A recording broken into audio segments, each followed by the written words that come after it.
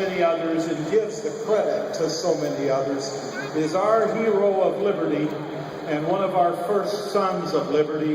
Inside the movement, we'll call him the mechanic because he figures out how to get it done. Please welcome the Vice Chairman from Clark County, Nevada, that's Las Vegas.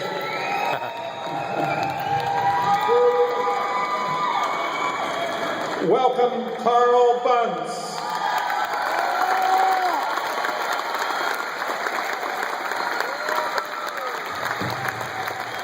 Patriots! Before I make my comments, I want to recognize my fellow Nevadans. Without their tireless efforts and inspiration, I would not be standing here now. Nevada, please stand and say hello to your fellow Patriots.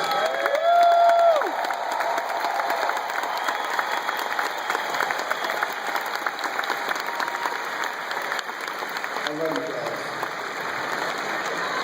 We are all here because we have love for our families, our friends, and our liberties. We have awoken to the sad truth that our liberties are under attack by the tyranny of good intentions. This tyranny is orchestrated by people that believe when they give us a single choice or several decided by a bureaucratic committee, they are freeing us from the burden of making our own decisions. Bastiat wrote centuries ago that good intentions are not enough to justify the pervasive and intrusive acts of government. He labeled such government intrusion as false philanthropy.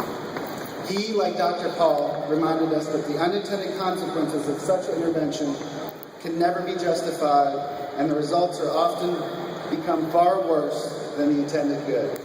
I think we all utterly reject that mindset. I want to talk to you about Nevada, a strong libertarian stronghold. Some of you are aware of what happened to us in 2008. Dr. Paul's supporters were so well organized that we basically were on our way to electing 94% of the national delegates in support of Congressman Paul.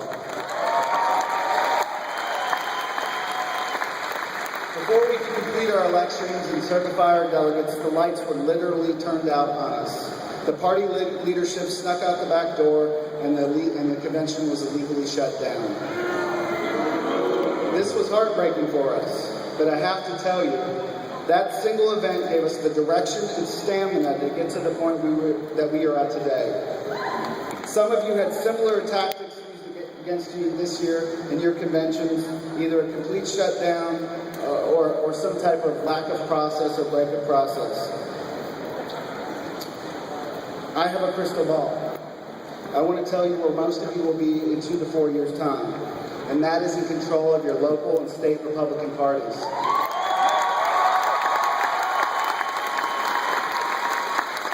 This is something I can almost guarantee if you learn from Nevada.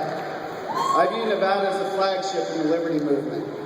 We are working hard to redefine and reshape what the Republican Party looks like when its leadership and its membership are composed of a large percentage of liberty-minded activists. Yeah. Our recent political victories are the results of years of hard work by people who stayed engaged in the political process. I want to tell you that we did not recognize a couple things that you can learn from. From the start, it always seemed like we had some dragon for us to fight or some cause to take up in liberty. Needless to say, we were exhausted from fighting so many battles and even lost some of our activists early on. Once we realized that these were only distractions, we began to choose our battles more selectively. Our work within the party got much smoother and we made much more progress. We were also very aggressive with our actions. I have to tell you that was a huge mistake. Our initial efforts, we tried to influence people. If you want to influence people, you have to examine your communications. It is probably the most important thing you can do.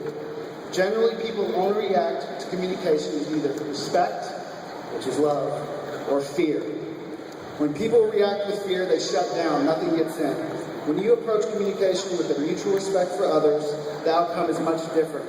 Even if they don't like the words that you are saying, as Dr. Paul says, they can never unhear them.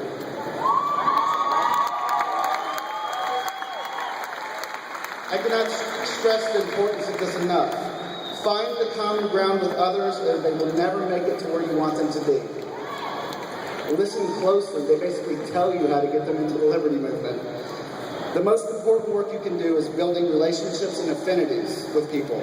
Some of the relationships that you will make will be key to the success of our movement in the coming years. In 2010, we welcomed the influx of Tea Party Republicans who were really a shot in the arm of excitement and influence, trying to bring the party closer to where we wanted it to be. Some of these friendships were vital to the successes that we've experienced recently in Nevada. In 2012, after 4 years of hard knocks in the Nevada Republican Party, myself and others were in the belly of the machine. This was important because we were anxiously awaiting Dr. Congressman Ron Paul to announce his run for president.